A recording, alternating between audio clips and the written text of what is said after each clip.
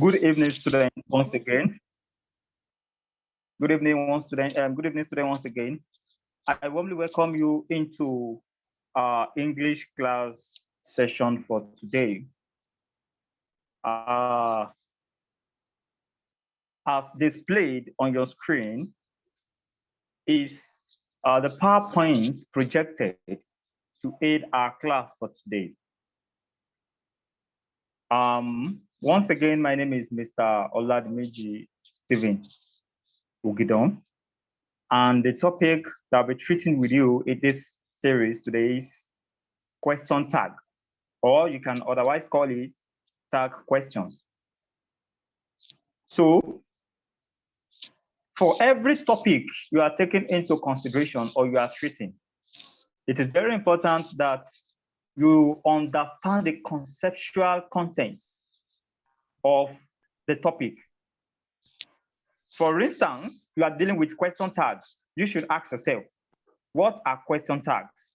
Okay, Steven, and I'll be your tutor for this session. So we are taking into consideration today what we understand as question tags. So in understanding the conceptual content of question tags, you ask yourself, what are question tags? So providing the answer to this question will give you the overview of what the topic is all about. So let's move. Question tags are questions. Tags are questions. They are the kinds of questions that turn statements into questions. They are short questions at the end of statements, which you ask in order to get probably the response from who you are talking to, or to see if the person you are actually talking to is understanding or getting your message.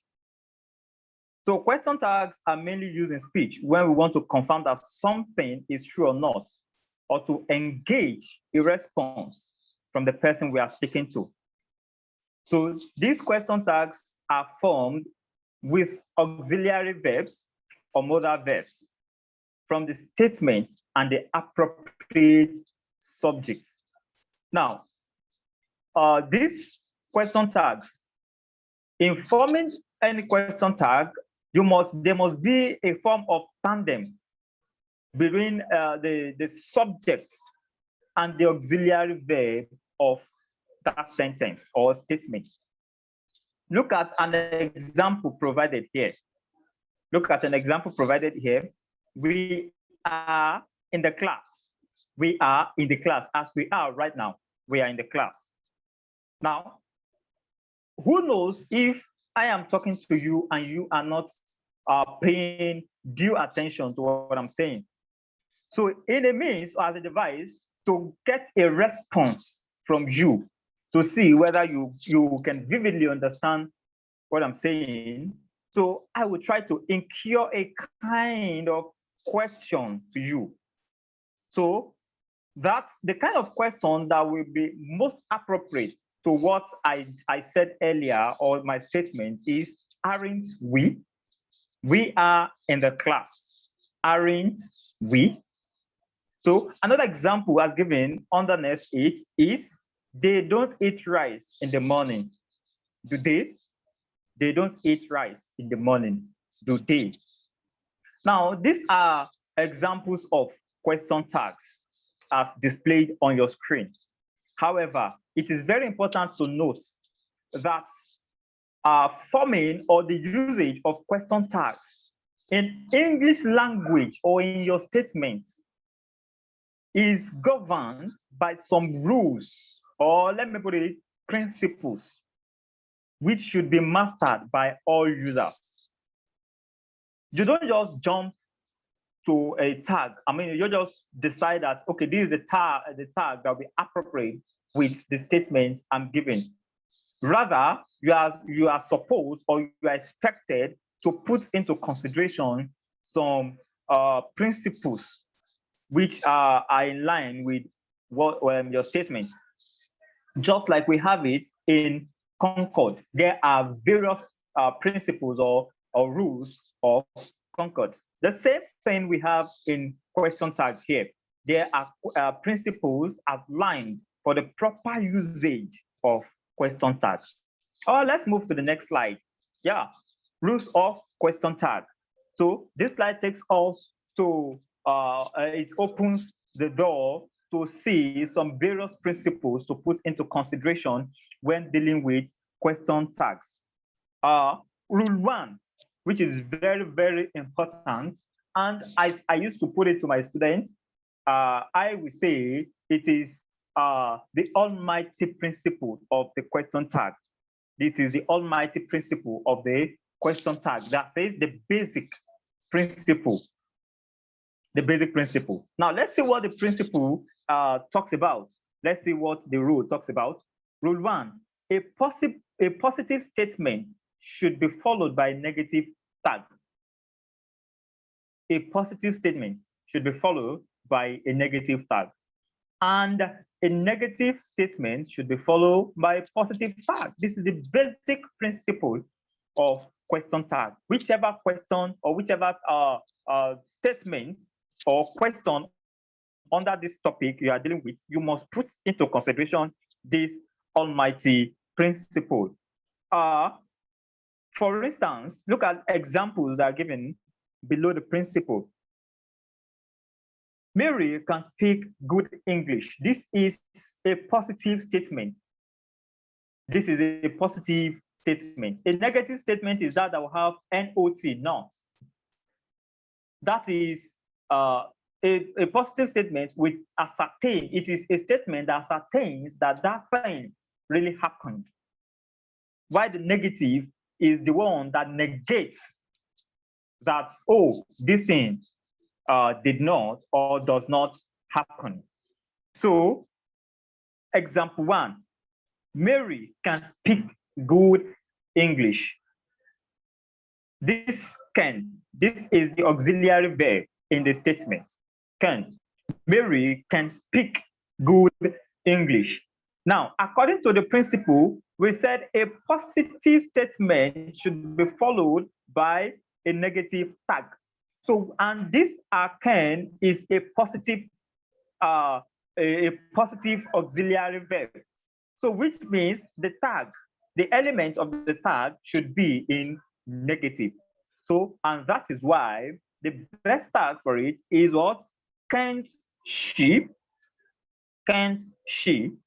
The next example, Mr. Kayode is a chemistry teacher. Mr. Kayode is a chemistry teacher. This is also a depiction of the positive statement. So Mr. Kayode is a chemistry teacher. It's indicating that Mr. Kayode is actually, so it is an example of positive statement. So it's entailing that Mr. Kayode is actually a chemistry teacher. So the tag that will accompany this sentence is what? Isn't he?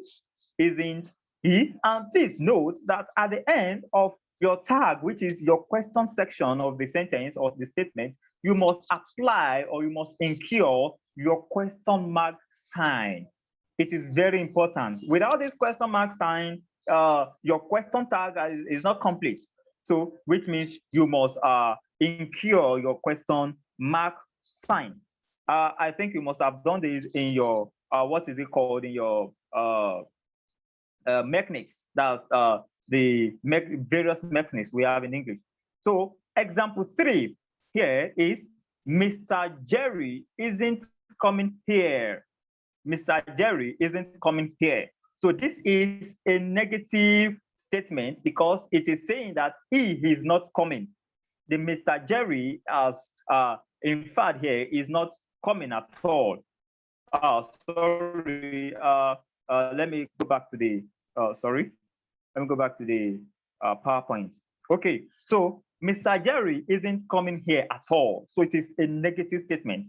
So the tag that our company is he, because the principle here says that a negative statement should be followed by a positive tag. So this is a negative statement, and so a positive tag should be accredited to it. Also, example 4, Mary shouldn't have disobeyed the teacher. So it is a negative statement. Mary shouldn't is a negative statement. So, and as such, you must put a positive tag to it, which is what? Should she?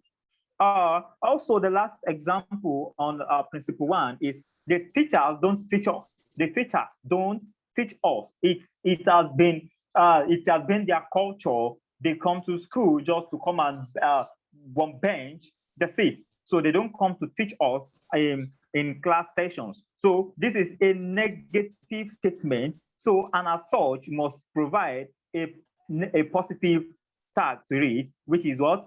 Do they? Please, I would like to know if you guys are actually following the teaching. So please indicate if you are following the teaching. I can see we have 4 participants in the class. So please kindly indicate if you are following us.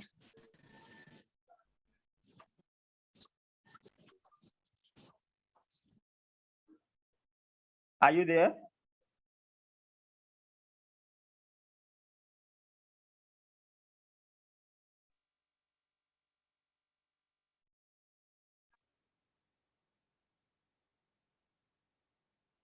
Are you there? Are you following the teaching?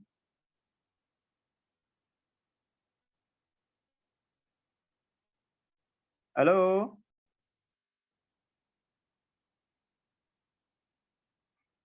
Okay. All right. Joshua Edema. Okay, you are. I'm following, sir. Okay. All right. So, in as much as we have at least someone who is following, then we are free to move on with the class. All right. So let's go to the basic and the second principle, rule 2. Rule 2 implies that if the statement involves used to, when used to is used in the statement, then did or didn't should be used in the tag. Please, it is important to know that there has been misconstruction of used to in our day-to-day English construction. To layman, if you use used to in English or in your construction, they may think you are talking about something that you are doing currently. No, used to implies that that thing or that thing is being done in the past. That is, you used to do that thing in the past, but now you don't do it again. You don't do it anymore. So that is used to. So when you use used to in question tag, did or didn't should be used in the tag. Now let's say example of how this principle works. Example 1, they used to eat rice in the morning. They use. And here, say please, another thing you should take cognizance of is the spelling of used to. Some people spell used to without the use of D in the use. So they spell it as USE, then they put TO. That's used to. Please, that's a very wrong spelling. The normal or the correct spelling is USED, then TO, used to. Used to. It is used to indicate past occurrence or past incidents. So, example, they used to eat rice in the morning. Example 1, they used to eat rice in the morning. So the tag that will come with it is what? Didn't, did. Now, if you are very observant, you will see that this principle 2 has something in common or in tandem with principle 1. Principle 1 said when the statement is positive, then the tag would be what? Negative. Why didn't you ask a question that why is this the tag here negative? It's because it's every other principle has to work with this principle 1. So they used to eat rice in the morning is affirmative, it is positive. So which means that the next the tag to it will be negative since the statement is positive. And also you must also consider the principle 2 with it again. 2. Then you put did or didn't. So if your statement is negative here, they used to eat rice in the money, that's positive, then your tag must be negative. And if your statement is negative here, they did not use to eat rice, or they don't use, or sorry, they did not use to eat rice in the morning, then your tag would be what? Positive, since the statement is negative. And that is what we can see in example 3 here. They did not use to fail, he did not use to fail his examinations. He did not use, but now he has been failing his examination. But in the past, he did not use to fail his examinations. But what has happened to him, or what has been upon him these days, that now makes him to fail his examinations? So this sentence or this statement here is negative, and as such, your tag must be positive. So have you now seen the reason why I said the principle 1 is almighty principle? It works with all other principles in the construction of question tags. All right, let's move to principle 3 and 4. Principle 3 and 4. Please, if you have questions, try to file your questions down. So at the end of the class, we are going to take those questions one after the other. So principle 3 now, if the statement involves the use of must, ought to, or should, to note necessity. Necessity means to know if that thing must be done or not. So if any of these 3 auxiliaries are used to note necessity, then the tag will include need or needing. This principle is also traceable to principle 1 that we said is almighty principle. Now, if any of these auxiliary verbs are used in positive manner, then your tag will include needings. And if any of these 3 auxiliary verbs are used in negative manner, then your tag will be what? Need. That's just it. That's just the implication of the principle. Let's see how it works in the examples. Example 1, must you say a word during the examination? Must you say a word during the examination? So the tag, since it is no, then it will be what? No, I needn't. Don't say because must is used here, then you must return must in your tag. No, if it is noting necessity, then you don't have, or in fact, you should not repeat the must again. It should be either need or needn't. So example 1, must you say a word during the examination? The tag will be what? No, I needn't. And if yes is your answer will be what? Your tag will be yes, I need. Yes, I need. So let's see that let's see how that works in example 2. Yes, that is depicted in our example 2 as displayed on the screen. Should you wear a black trouser always? Should you wear a black trouser always? That's a question which implies your yes or no response. So if your answer is yes, then you will say, yes, I need. Yes, I need. So in full, yes, I need to wear a black trouser always. So, and if your answer is no, your answer will be no, I needn't. Don't say no, I mustn't, or I must. No, that's wrong. So let's see example 3 as well. Must you tell lies? No, I needn't. I need not to tell lies. No, I needn't. So that's how the principle 3 works in question tag. Let's see principle 4. If a question statement requires yes or no, just like I said earlier, this is a principle that deals with what I just explained earlier.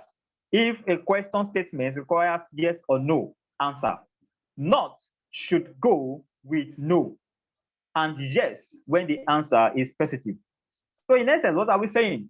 No should be your response when your intention is to give negative response, while yes should be with positive response. For instance, I asked you a question earlier and I said, should you wear black trousers always? Your answer is yes. So you need to make your answer positive. Don't say, yes, I needn't. That's a very wrong response. So instead, you say, yes, I need. So let's see how it works in the examples under this principle. John, would you mind lifting the box? John, would you mind lifting the box? This is a question that was asked in the West African Examination Council of 2020. If you check West African Examination Council of 2020, I think question 34 or something, or 37, you see the question there. John, would you mind lifting the box? Now, John's intention is that it's not bad if he lifts the box.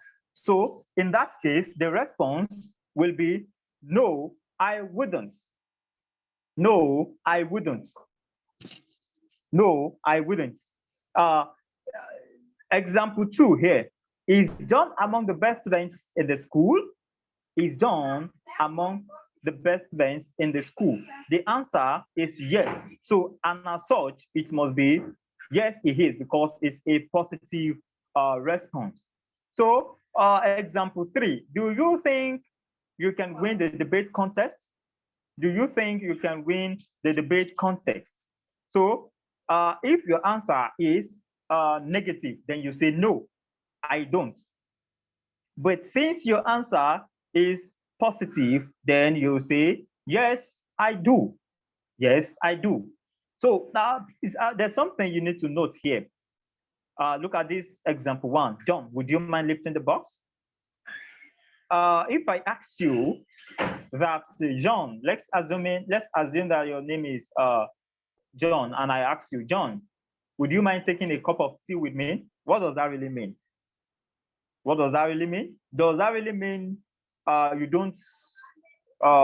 Okay, let's take this from this perspective.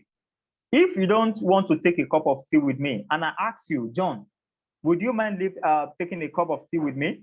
What will be your response? Can anybody try to give us the response to that?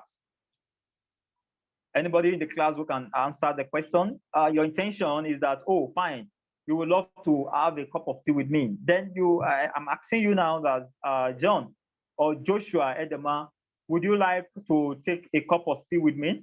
So please, John Edema, can you respond to that question?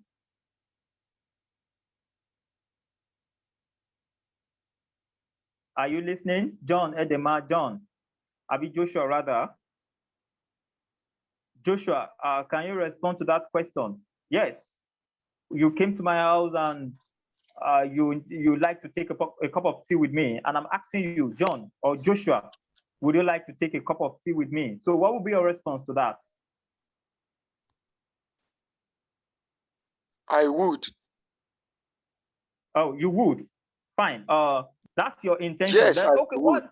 Okay, what does that imply? Can you tell me what that implies? You said yes, you would. Does that mean that you want to take a cup of tea with me, or you actually don't want to take a cup of tea with me? Yes. Okay. I want to take a cup of tea with you. Okay. Fine. Let me just explain. Yeah, you tried, but let me just explain what mind as used in sentences means. When do you mind is used in a statement, it means, do you think it is bad? So if you say, yes, you mind to take a cup of tea with me, that means it is, you don't want to take a cup of tea with me. Joshua, are you there? You said your intention is to take a cup of tea with me. Yeah, you said you would love to take a cup of tea with me. And I said, would you mind taking the cup of tea with me, or would you mind to take a cup of tea with me? And you said, yes, you would mind. Definitely, you don't want to take a cup of tea with me. Okay. That's what it means. So okay, when I say, response should be, no, I wouldn't. If your intention is to take a cup of tea with me, that, wow, I would love to take a cup of tea with you, sir, then your response will be, no, I wouldn't mind, or no, I wouldn't, in short. Is that taken, John? I'm Joshua. Okay. Yes, sir. Yes, sir. Yes, sir. That's taken. All right.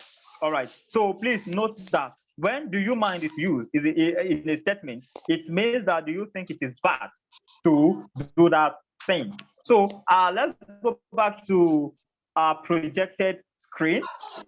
Uh,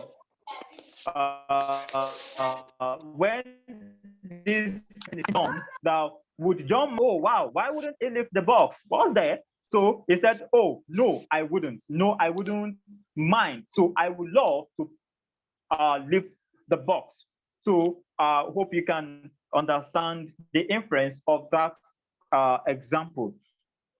So that's it. So please bear that in mind.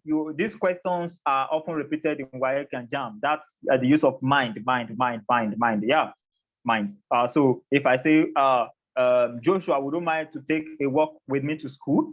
And you want to go with me, actually, that's your intention. You love that. So your answer will be, no, I wouldn't mind, or no, I wouldn't. So that means, oh, I love to take a walk with you. There's nothing bad in taking a walk with you. So please, let's note that place. All right, let's go, because of our time, let's move to principle 5. And let's be swift with our teachings. So if an auxiliary verb is used in a statement, it should be repeated in the tag. If an auxiliary verb, we know the various auxiliary verbs that we have. You can take that as assignment. Go and write out all the kinds of auxiliary verbs that we have. That should be an assignment for you. Write out all the auxiliary verbs that we have. It will be a pointer to one of our coming classes. So we're actually going to treat something like that in our classes. Those are the things that WAEC and JAM use to test their prospective candidates. All right, so principle 5 illustrates that if an auxiliary verb is used in a statement, then it should be repeated in the tag. Let's see how that works in example 1. We ought to have visited the governor. We ought to have visited the governor. Look at this auxiliary verb, ought. Ought is auxiliary verb in the statement, and we said it should be repeated in the tag. And don't forget principle 1, which I tag as almighty principle. I said when the statement is positive, then the tag will be negative. So that is exactly what happened to this example here. We ought to have visited the governor. This is a positive statement. So the tag will be negative, but you have to return the auxiliary verb in the statement. So which means combining the two principles, your tag will be what? Oughtn't we? Oughtn't we? We ought to have visited the governor. Oughtn't we? Example 2. Ayo does not want to fail his examination. Ayo does not want, does not is that implies that the statement is negative. It is a negative statement. Ayo does not, Ayo doesn't, Ayo does not. So which means according to principle 1, the tag would be what? Positive. And following that, when auxiliary verb is given or appears in the statement, it should be retained in the tag. So which means your statement, your tag part would positive, and as such have the auxiliary what? Does understand your story? Do they? They do not seem. That's negative. So your tag will be in positive. So let's move to principle 6. When dare not is used in a statement, can should be used in the tag. When dare not is used in a statement, then can should be used in the tag. Examples: he dare not drive in the dark. He dares not drive in the dark. So your tag is what? Can he, following principle 1 and also principle 6. Dare not is negative, then your tag must be positive. And when the principle 6 says when dare not is used, can should appear in the tag. So he dare not drive in the dark. He dares not drive in the dark. So the tag will be what? Can he. Example 2, they dare not insult me. They dare not insult me. Can they? They dare not insult me. Can they? Dare not is negative. So can they? That should be positive. Can they? So example 3, we dare not use phone in the school. We dare not use phone in the school. We dare not use phone in the school. Can we? Can we? We dare not. It's a negative statement.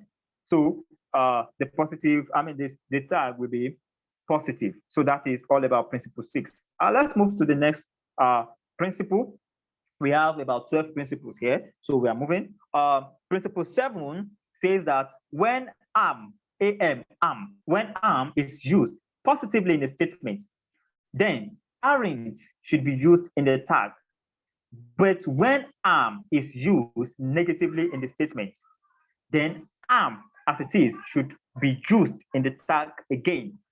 Please read that yourself again. You get the implication of that principle. For instance, example 1, I am the senior prefect of the school. That is an assertion, it's ascertained. It is a positive statement. I am the senior prefect of the school. And this place, when am is used positively in the statement, then aren't should be used. I am the senior prefect of the school. Then your tag would be what? Aren't I? Aren't I? Aren't I? I am the senior prefect of the school. If you look at principle 1 as well, you see that it has implication on this principle again, or in this example again. I am the senior prefect. It is a positive statement. Then your tag must be negative. And because of the provision of this principle, it says that when am is used positively, then aren't should be used in the tag. So and I am the senior prefect of the school, we take aren't I as a tag. All right, example 2, I am not a pauper. I am not a pauper. Am I? This is a negative statement. So am is used as is used negatively here. So it should be repeated again in the tag. I am not a pauper. Am I? Am I? So that's it. That's how it works. So I am a wise boy. Aren't I? This example is relative to this first example. I am a wise boy. Aren't I? All right, let's move to rule 8. We are moving. Relative pronouns such as who, whom, which, whose, that, etc. can be used to separate two clauses. And in that case, the tag should agree with the first clause. When any of these relative clauses, whom, which, whose, any, somehow like that, relative like which. All right, so which, whom, who, whose, that. Now, when any of those relative pronouns are used to separate two clauses, now, in those cases, or in that case, the tag should agree with the first. Let's see how this principle works here. It was the man who bought the vehicle from my friend. Now, it was the man, this is a clause. Bought the vehicle from my friend, another clause. Can you see that? I hope you all know the meaning of clause. It was the man is a clause. Bought the vehicle from my friend, a clause. Now, you can see that this who is the conjugating factor between the two clauses. It is the way that is connecting this clause and this clause together. So which means the question tag must be in tandem with the first clause. That's what this principle is telling us. We have two clauses, but however, the question tag must have to do with the first clause. You don't need anything to do with the second clause. So now let's take the statement again and apply the principle. It was the man who bought the vehicle from my friend. Wasn't he? Now, don't forget that this friend is not specified. The gender of the friend is not specified, either a male or a female. But don't forget that we are not also concerned with that friend, because we are dealing with the first clause here. We are dealing with the first clause. So, which means this place is the first clause. We are talking of a man in the first clause. So, which means your tag must have to do with the man in the first clause. It was the man who bought the vehicle from my friend. Wasn't he? Someone is trying to talk. Who is that? Yes, I've been trying to reach out to you. Let's take within the 2 minutes, I will take this to so rule 9. If the statement starts with let us, then shall we should be used in the tag. Example, let us go to school. Shall we? You don't say should we. You don't say can we. Is what? Shall we? Because let us has to do with shall we. So that's how you pair those two phrases together. So another example, let's begin all over again. Shall we? Whatever you are saying, we are using, or you are seeing, or you are making use of, let us. Then the tag will be what? Shall we? That's the implication of that. All right, rule 10. If there serves as the subject of the clause, there should be used in return again. So this is a typographic error. Should be is what I'm trying to write there. If there serves as the subject of the clause, there should be used or should be returned in the tag again. For instance, there are 4 boys in the classroom. There are 4 boys in the classroom. Here, there is serving as a subject. So you should return the there again. Aren't there? Because are is the verb that is working with it. Example 2, there's no school dropout in my house. Is there? So that's the implication of that principle. So the last 2 principles we have here, if there is only a lexical verb, but no operator in the statement, do, does, and did should be used in the tag. Example, he sings a lot, doesn't she? I said John saw Mary. Didn't I? Didn't I say John saw Mary? Yeah, that's